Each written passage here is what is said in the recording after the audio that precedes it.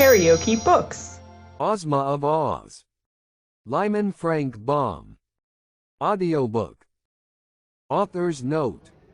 My friends, the children are responsible for this new Oz book, as they were for the last one, which was called The Land of Oz. Their sweet little letters pled to know more about Dorothy, and they ask, what became of the cowardly lion? And what did Ozma do afterward? Meaning, of course, after she became the ruler of Oz.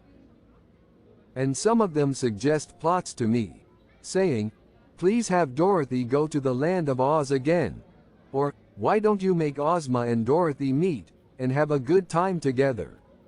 Indeed, could I do all that my little friends ask, I would be obliged to write dozens of books to satisfy their demands. And I wish I could, for I enjoy writing these stories just as much as the children say they enjoy reading them. Well, here is more about Dorothy, and about our old friends the Scarecrow and the Tin Woodman, and about the Cowardly Lion, and Ozma, and all the rest of them. And here, likewise, is a good deal about some new folks that are queer and unusual. One little friend, who read this story before it was printed, said to me, Belina is real Aussie, Mr. Baum, and so are TikTok and the Hungry Tiger.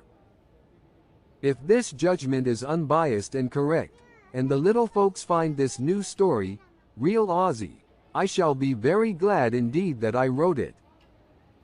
But perhaps I shall get some more of those very welcome letters from my readers, telling me just how they like Ozma of Oz. I hope so, anyway. L.Frank Baum. Makatawa, 1907. 1. The Girl in the Chicken Coop. The wind blew hard and joggled the water of the ocean, sending ripples across its surface.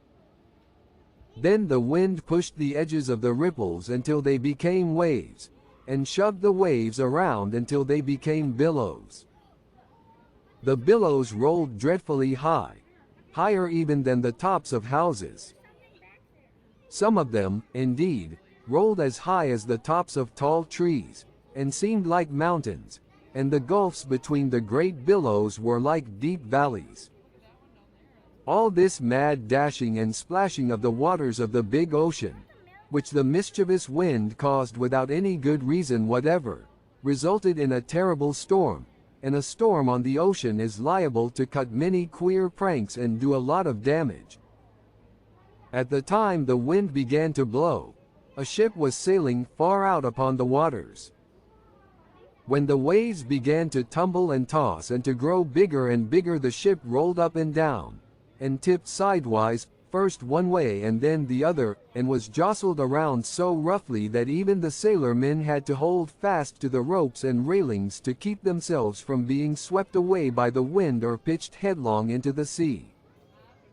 And the clouds were so thick in the sky that the sunlight couldn't get through them, so that the day grew dark as night, which added to the terrors of the storm. The captain of the ship was not afraid, because he had seen storms before, and had sailed his ship through them in safety. But he knew that his passengers would be in danger if they tried to stay on deck, so he put them all into the cabin and told them to stay there until after the storm was over, and to keep brave hearts and not be scared, and all would be well with them. Now, among these passengers was a little Kansas girl named Dorothy Gale, who was going with her Uncle Henry to Australia, to visit some relatives they had never before seen. Uncle Henry, you must know, was not very well, because he had been working so hard on his Kansas farm that his health had given way and left him weak and nervous. So he left Aunt Em at home to watch after the hired men and to take care of the farm, while he traveled far away to Australia to visit his cousins and have a good rest. Dorothy was eager to go with him on this journey, and Uncle Henry thought she would be good company and help cheer him up, so he decided to take her along. The little girl was quite an experienced traveler, for she had once been carried by a cyclone as far away from home as the marvelous land of Oz, and she had met with a good many adventures in that strange country before she managed to get back to Kansas again. So she wasn't easily frightened, whatever happened, and when the wind began to howl and whistle, and the waves began to tumble and toss, our little girl didn't mind the uproar the least bit. "Of course we'll have to stay in the cabin," she said to Uncle Henry and the other passengers, "and keep as quiet as possible until the storm is over. For the captain says if we go on deck we may be blown overboard." No one wanted to risk such an accident as that, you may be sure. So all the passengers stayed huddled up in the dark cabin, listening to the shrieking of the storm and the creaking of the masts and rigging and trying to keep from bumping into one another when the ship tipped sidewise.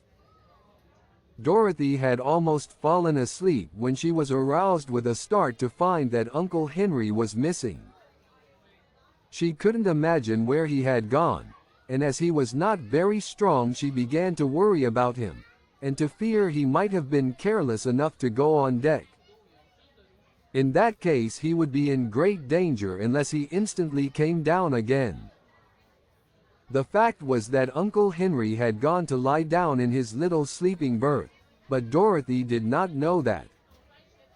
She only remembered that Aunt Em had cautioned her to take good care of her uncle, so at once she decided to go on deck and find him, in spite of the fact that the tempest was now worse than ever, and the ship was plunging in a really dreadful manner.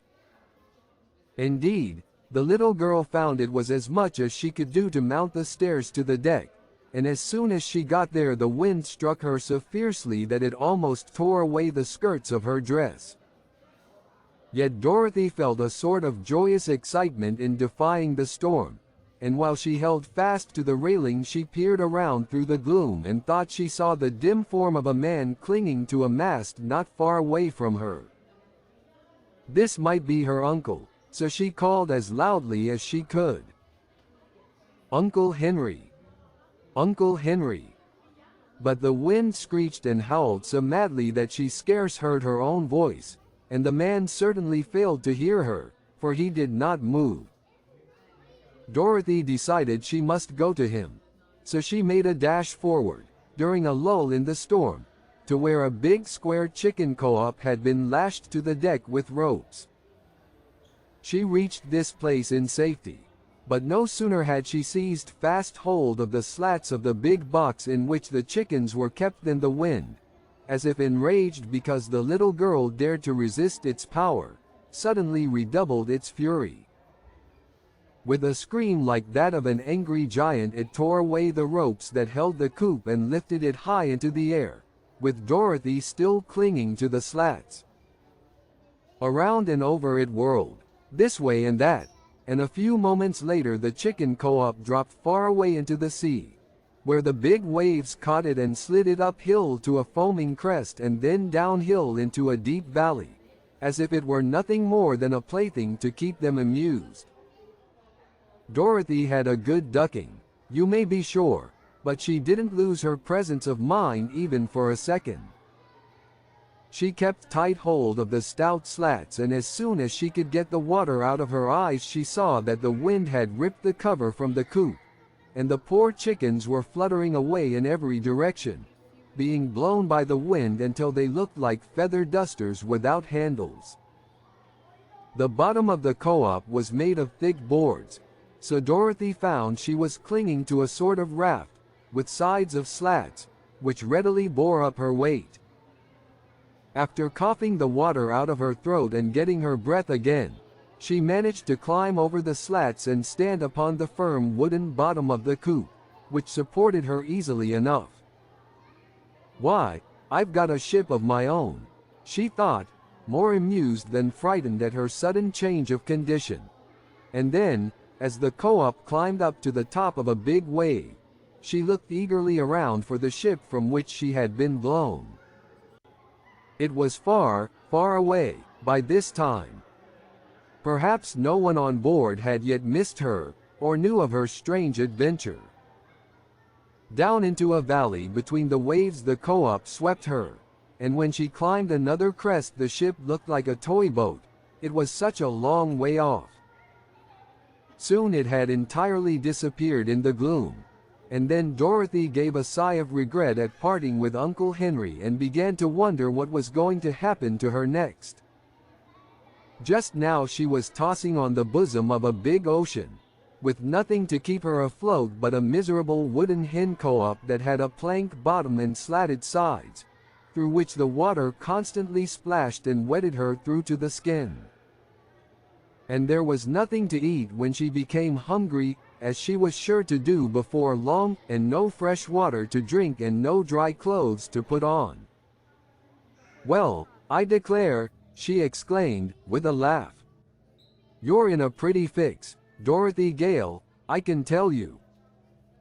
And I haven't the least idea how you're going to get out of it." As if to add to her troubles, the night was now creeping on, and the gray clouds overhead changed to inky blackness. But the wind, as if satisfied at last with its mischievous pranks, stopped blowing this ocean and hurried away to another part of the world to blow something else, so that the waves, not being joggled any more, began to quiet down and behave themselves. It was lucky for Dorothy, I think, that the storm subsided. Otherwise, brave though she was, I fear she might have perished. Many children, in her place, would have wept and given way to despair, but because Dorothy had encountered so many adventures and come safely through them, it did not occur to her at this time to be especially afraid. She was wet and uncomfortable, it is true, but, after sighing that one sigh I told you of, she managed to recall some of her customary cheerfulness and decided to patiently await whatever her fate might be. By and by the black clouds rolled away and showed a blue sky overhead, with a silver moon shining sweetly in the middle of it and little stars winking merrily at Dorothy when she looked their way. The co-op did not toss around any more, but rode the waves more gently, almost like a cradle rocking, so that the floor upon which Dorothy stood was no longer swept by water coming through the slats. Seeing this, and being quite exhausted by the excitement of the past few hours, the little girl decided that sleep would be the best thing to restore her strength and the easiest way in which she could pass the time. The floor was damp and she was herself wringing wet, but fortunately this was a warm climate and she did not feel at all cold. So she sat down in a corner of the coop, leaned her back against the slats, nodded at the friendly stars before she closed her eyes, and was asleep in half a minute. If you liked what you heard, please subscribe to the channel.